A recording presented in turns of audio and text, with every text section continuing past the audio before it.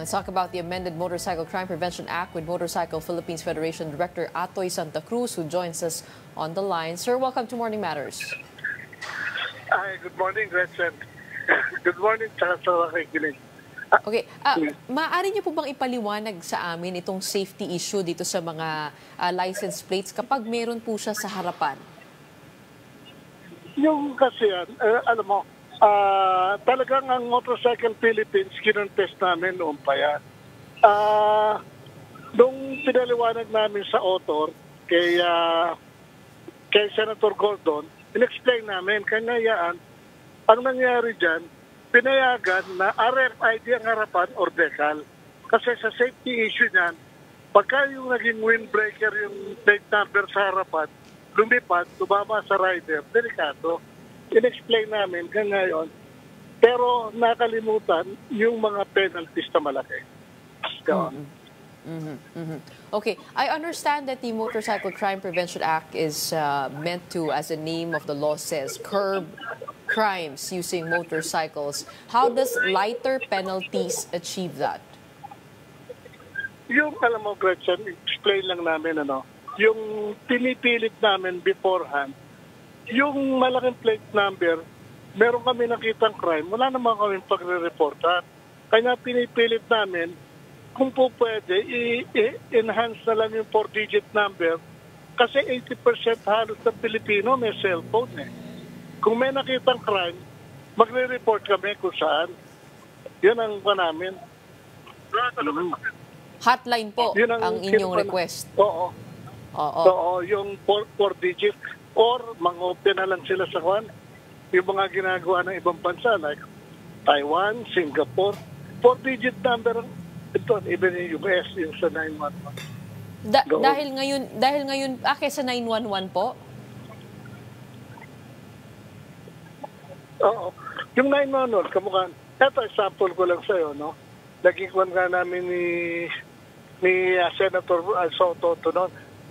Halimbawa, may nangyaring crime sa Senate, no, na in-example ko sa kanya. Anong number ng pulis ang tatawagan namin? Yun ang kinanamin nga, mas effective sa amin kasi hindi naman doble plaka yung 11235 eh. It's crime prevention. Paano yung na-prevent yung crime?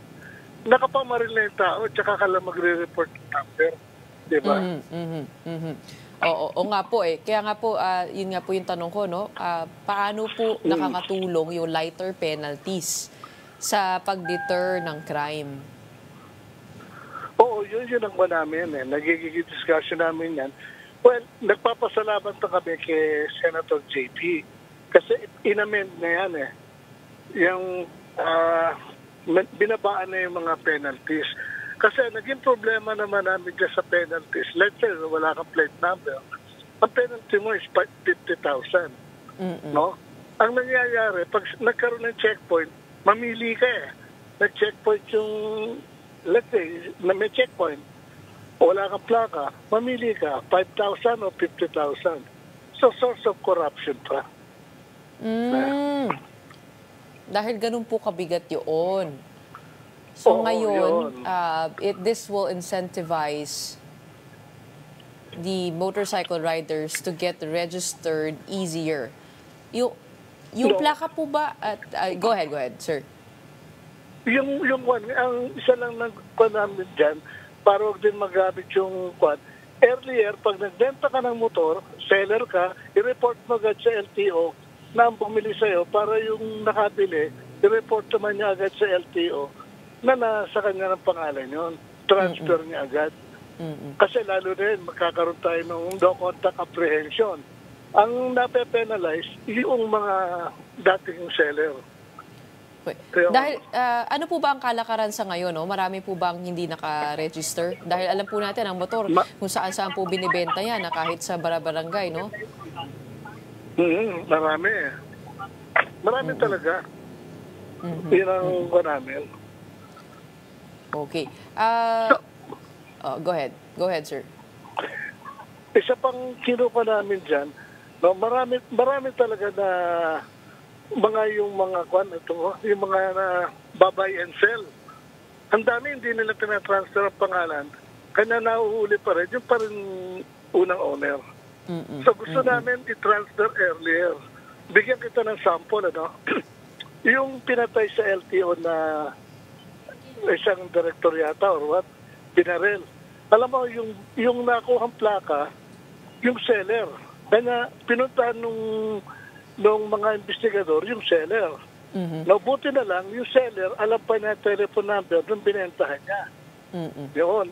Tumawag sa kanya nahuli yun. Doon. Okay, so stricter regulation and also, I guess, maybe makakatulong din po yung mga mobile registration for motorcycles Yes, ng LTO. Yung pagpunta sa mga barangay. Okay. Kasi marami tayong batas kailangan pag-aralan mabuti. Yun lang. Basta kami, ang hiling namin, 4-digit number na madali kami mag-report ng crime. Ang daming motorcycle rider na gustong tumulong. Kanya lang, saan kami tatawag? Yun ang question namin. Alright, maraming salamat po for weighing in on that issue. Sana nga po matupad po yung 4-digit number na hinihingi po ninyo para mas mapabilis and we live up to the spirit of the law, which is to prevent crime. That was Motorcycle Philippines Federation Director Atoy Santa Cruz.